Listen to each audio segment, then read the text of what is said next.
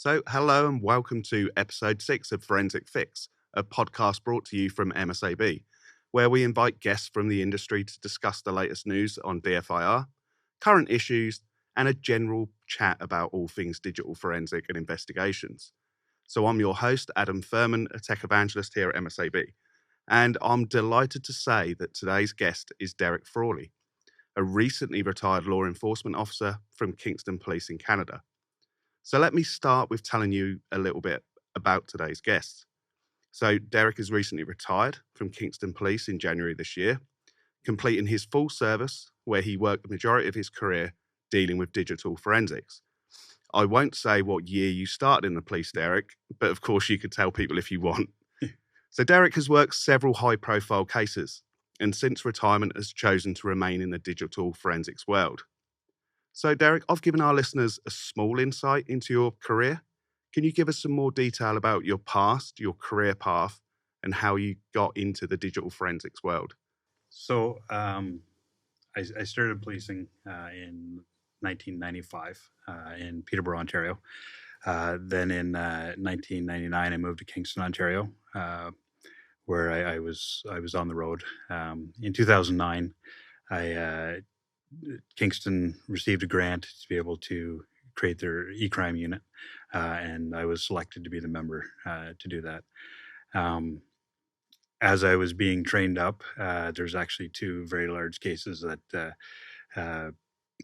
were waiting for me when I... Perfect timing. Yeah, perfect timing.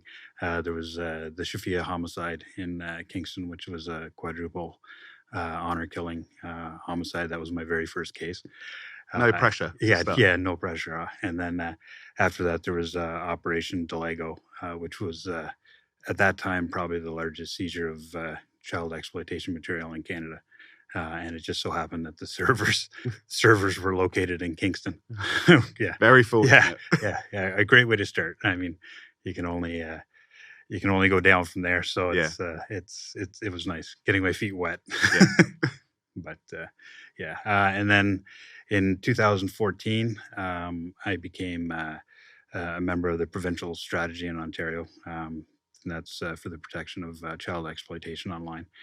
And I did that right till I finished my career in January of 2023. Yeah, impressive career. And what did a normal day look like as a police officer for you, Derek?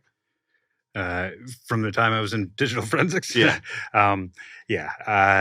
Well, obviously it changed. I was a sole person from 2009 to 2014. Yeah. I come in from my office and see if there's anything waiting, whether or not people are going to write warrants. So then the work just kept building up, and then there'd be a big rush. But the normal day was, was a lot of time in the office, in the lab. Whether it's taking computers apart, taking cell phones apart, doing the extractions that we could do. And then when 2014 came along, it was a little more, my day was more scripted in that I knew something was going to be waiting. We knew, we would plan warrants a week or two in advance, get everything set up. And it was it was the worst type of work you could do, but it was also the most rewarding. Yeah.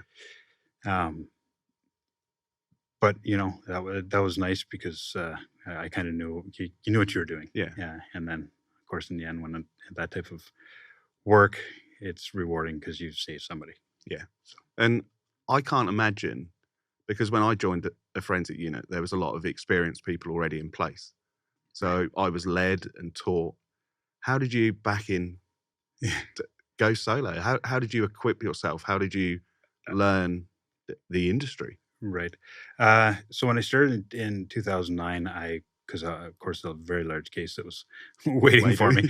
I was mentored. I would go to the Ontario Provincial Police, and I would do. I was mentored there for the first little bit, for a few months. But really, it's the industry and in law enforcement and this whole digital forensics thing. You could reach out to anybody. Yeah. And once you made your contacts, you made your friends, whether it be from conferences or whatever, you could always call on them and say, hey, this is something new. How are you guys approaching it? Yeah. So it's a lot of leaning on other people. Yeah. And then you pay back the same way. Yeah. You're right. The community in this industry is unlike no other. Yeah. Normally, if someone finds something that's going to make them look good, that they'll keep it to themselves. I've never seen that in this industry. No, it's instant help. Yeah. Yeah. And because we're all doing the same thing and we've all got the same purpose, and that's whether or not to find out if someone is guilty of an offence or if they're indeed innocent. Correct.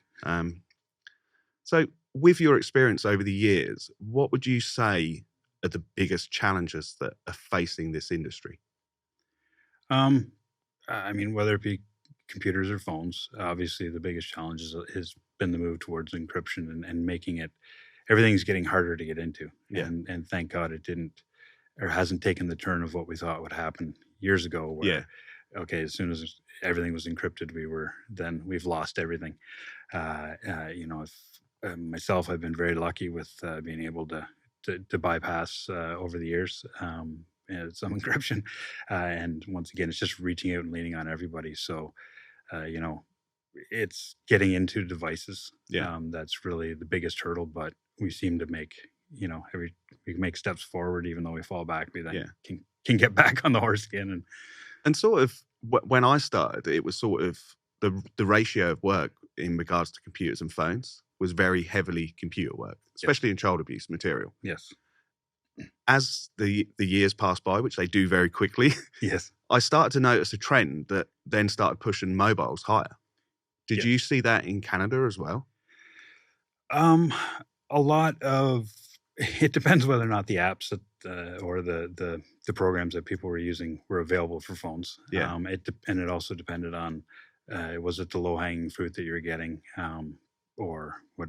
But it did definitely increase. We were still probably 60% computers in what I was doing because we were writing the warrants and that. Yeah. But when it came on to, like, people were able to, with cell phones, make a lot more of their own material. So it then started becoming, now we have to look at all the phones. Now we have to, it became much more important. So by the end it was probably, my day was probably 40% phones and 60% computers, it was a big shift. Yeah. Like it was 95 to 5 before that. Yeah. So, And we know how troublesome phones can be compared to dealing with a spinning disk, for example. Yes. That's the thing. If there was no encryption on a computer, every computer, whether it was, an SSD drive or an NVMe drive, or an old spinning drive, you're pretty well going to get the information, and you were your own roadblock as to what you could process. But phones are obviously different. Every phone's different, and next week there'll be a new phone that looks the same, but totally different way of acquiring the evidence. So, and your old hard drives gave you issues. Like we chatted previously about this, about how IDEs, you'd have them hanging off a tableau, for example, on books and positioned in a certain way just so you could get a read. But like you say, that was sort of the biggest issue you had, wasn't it, with computers? Yes. Now when it comes to computers, now it seems you don't get as many bad hard drives or things that are not working. It seems you pretty well can get an acquisition, even if the drive's ready to not be used. You still get the information. But things are obviously harder with phones. And we spoke about the encryption there because there's been some big platforms out there, for example, like WhatsApp, Apple, Android. They're always concerned for their victims' privacy, which I understand as an end user. Yes. How do you feel personally about them imposing those end-to-end encryption platforms? Well, it's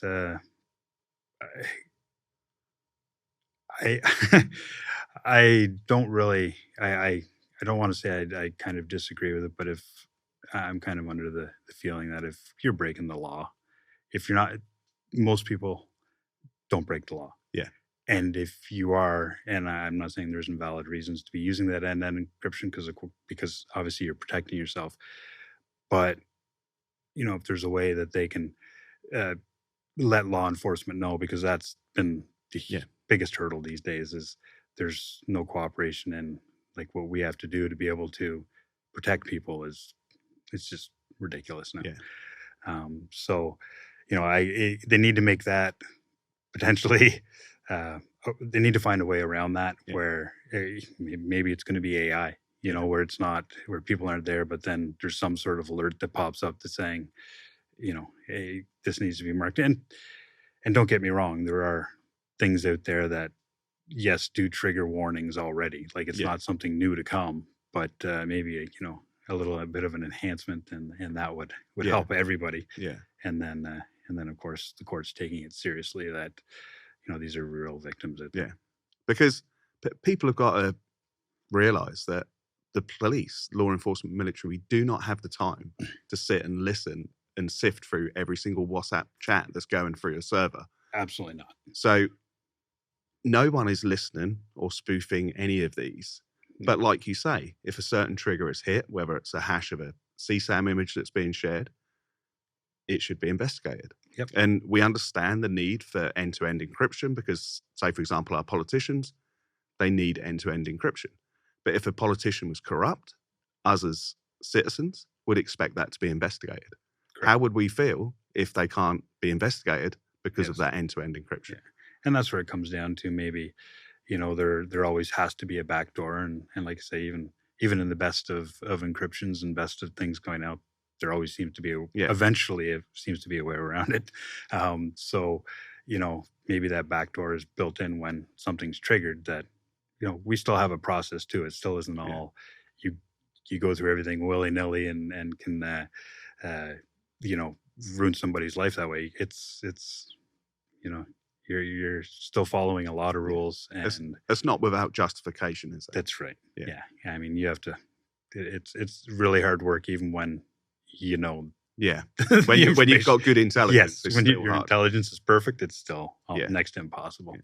And we discussed this a little bit on the podcast before, but about when Apple announced that they were going to start scanning people's iCloud, and Apple were trying to do the right thing, but there was a public outcry at them announcing that. And I think this is where normal, like my parents, for example, if they read that, they'd think, oh, somebody at Apple is going through my gallery and viewing every image. Well, that's not the case. Correct. It's checking on hashes. And that's where the problem is, I think, is that the average user isn't aware of how this technology is used. Yes. So, of course, they're scared that someone's going through my gallery and seeing all my awful photos. Or they're not. Yeah. But I'm hoping that eventually Apple will turn that feature on because we know it has the ability. Yes. And I mean, there are other services out there that already do. Yeah. Because they also have to protect themselves too, and that, they can't be supporting what is this type of stuff going on. And it's there. It's just not maybe there perfect. Yeah. It's never going to go away. And that's right. Yeah. It's only going to get worse. Yeah. And without trying to put people off from these conversations. Yeah, that's right. So with your experience of investigating in this world, for people who are maybe considering a career path in the forensic industry or those who have just joined, what advice would you give to yourself when you started back in 2009? The main thing is, I would say, don't try to take the easy way out on things. And by that, I find the industry is sort of heading a little bit towards push button. Forensics. It's learn your trade or what you need to know first, and then make it easier by the push button. But the biggest thing is having a solid foundation and understanding what you're doing and how you're doing it. Yeah. Because whether or not people like it, you will be put on the stand, and that's when it all comes out. It's like, oh, geez. Yeah. I wish I had have done more learning on what I'm talking about now. Yeah. Because of the quantity, we understand why we need push button. 100%. And of course. Yes. But you're right. You need the foundation of understanding when you push that button of what's happening. What it's doing. and validation, isn't it, really? And yes.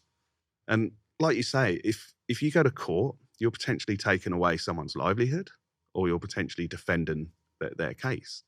And to do that, I want to be 100% sure Exactly. that what I'm producing is accurate and correct. So I work for a tool vendor, and my advice is still validate. 100%. Yeah. And if you know what's going on, it's much easier to validate, because then you can see what's going on. You can check it in other tools or other software, and you can see the exact, Yeah. You're confirming from one to the next that, Yeah. yes, what I found is what I found. Exactly. And validation is sort of key in this industry. And like you say, if you understand what's going on under the hood, Yes. then when you're giving your evidence in court, it comes across that way. Yeah. I mean, and the other, I guess the hard part with that is nobody knows everything. Yeah. So also don't be afraid to reach out to people that can maybe help you understand that new thing under the hood that's, you're being presented with, you now need to understand. So, I would just say having a solid base knowledge helps. Yeah. And it also helps you because we know from this industry that things are constantly changing. That, like this week, as we record, the week of, we're May 24 today? Yes. May 24. And this week, WhatsApp, sorry to keep picking on you, WhatsApp, I don't mean it. There are other chat apps out there. But this week, they've introduced the lock chat, so the ability to lock chat threads, which then require biometrics to enter, or a PIN to enter that chat thread. And they've also introduced, like Apple and others, have the ability to edit messages, which makes our work very fun.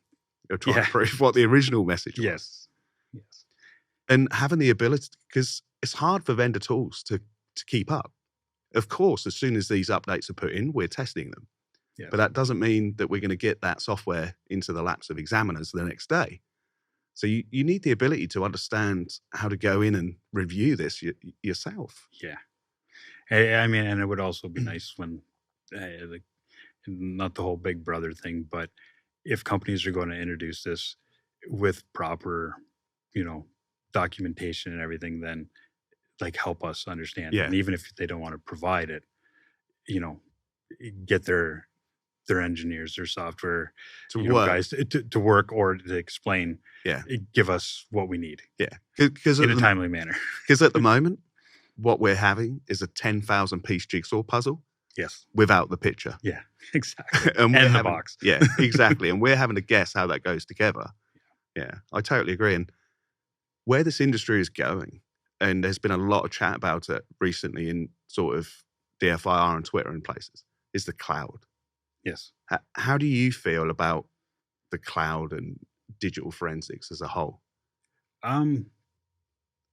It's just another extension. It's another way to store things. So, yeah. I mean, it would just be better, at least I know in Canada, and that if it was more understood by the courts and more acceptable, well, give us the way to be able to now extract that data. Yeah.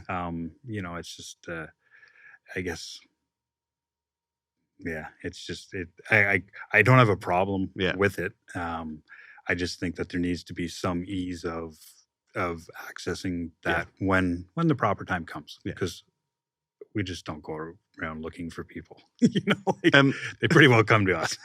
And what about using the power of the cloud to do your job as a forensic practitioner?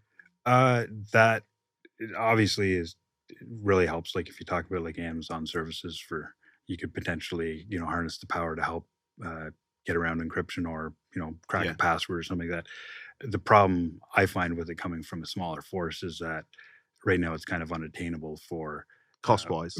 Yeah. So, but it's definitely, the potential's out there. Yeah. And I think, I think in the future, the more players that are in it, the more competitive. The more competitive and the better it'll be. Yeah. A better product and a more affordable price. Yeah. And I totally agree. The ability to spin up a power machine for as and when you need it is far better than trying to convince your procurement or your IT department, I want this latest machine with probably 512 gig of RAM now is probably where. Yeah.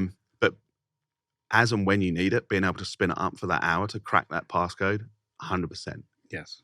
And sort of some of the plugins that are now available for like image recognition and things like being able to run them. Correct. Yeah. I think you're right. I think it's inevitable that it's going to come to this industry. And maybe it'll be something run by law enforcement or run by whatever that provides to other law enforcement Yeah. agencies. Yeah. Like so. Yeah, I think it's the future. Yeah, because and you made a good point there about law enforcement being able to perhaps log into a gov sort of cloud system. Over the years, I've seen a huge change. Certainly, when I was a police officer, that even internal police forces in the UK, we didn't communicate. Yeah. You could pick up a suspect in our jurisdiction who was wanted for an offence 100 miles down the road. I couldn't access the paperwork. That's how crazy it was. Yeah. Well, I will say, when it came to the child exploitation side of things, the provincial strategy was fantastic because Yeah. basically we have, the main force in the province is letting all the different four major municipalities work as one, Yeah. and it's great. So sharing the information there, we could tell who was, who had which investigations, and if we ran into somebody in Kingston, then we might know that yes, it was same person in Toronto and same person, and if we all worked, hand in glove, it was great. And what about globally? Obviously, globally is great too, because the strategy could also talk to the larger markets or talk to the UK. Like actually, in the last few years, we had a live abuse that was happening. Suspect, was here in our area, and yet it was, over from the UK. We were called and said, "Hey, this is going on," and it was instant. Like we were able to immediately save the victim at the time. Like it was, like everybody works together, which is great. Yeah, but it has changed. Yeah, and that's huge advancements. And in our last episode, we had Austin Berrier from Homeland Security, and he echoed that. He said the same thing, that doesn't matter if it's Australia, New Zealand, that we are now finally globally tackling this issue, working together. Yeah, which makes sense for everybody. Yes. Yeah, and I'm now going to ask the final question, which has been set on behalf of my last guest, which was Tom Farrell, who has asked, if money, legislation, and technical restrictions were taken out of the equation, what would be the one solution or development to help you tackle online crimes against children?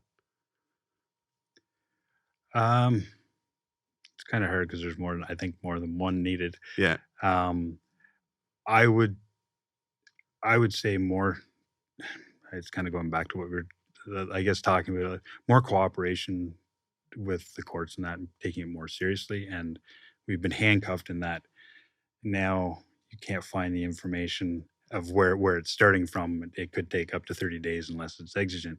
The one thing would be an immediate way of, yes, this is very important, and not just, be able to get that information right away. Yeah. I don't know if that's the answer you're looking for, but it's your answer. I know.